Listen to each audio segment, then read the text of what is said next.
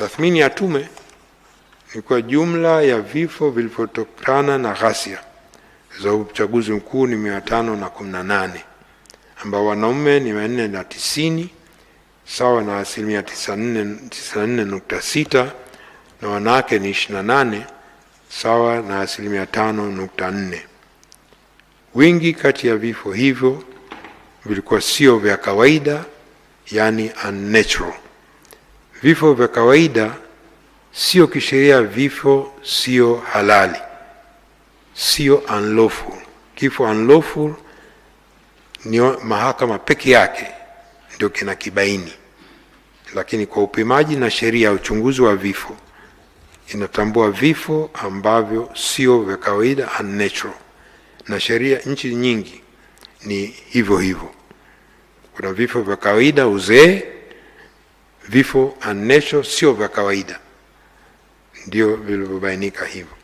Mkoa wa Dar es Salaam ulikuwa na vifo vingi zaidi, ikiwa ni zaidi ya vifo 182, ikifuatiwa na Mwanza 90, Mbeya 80 na Arusha 53. 21 vilikuwa vifo vya watoto.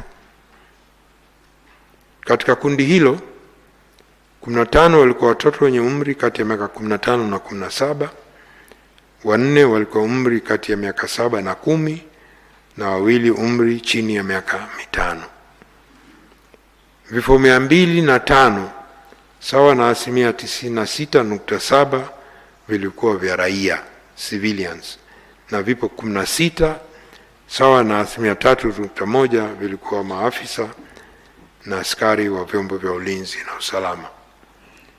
Kati ya watu 518 waliofariki, 373 walifikishwa hospitali wakiwa wamefariki, na majeruhi 121 walifariki wakati wanapata matibabu kwenye hospitali, na maiti 24 bado hazina taarifa kamili.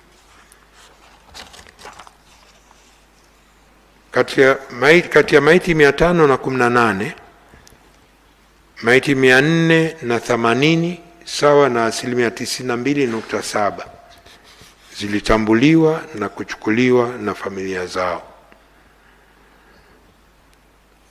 Mheshimiwa Rais, kwenye uchunguzi wa maiti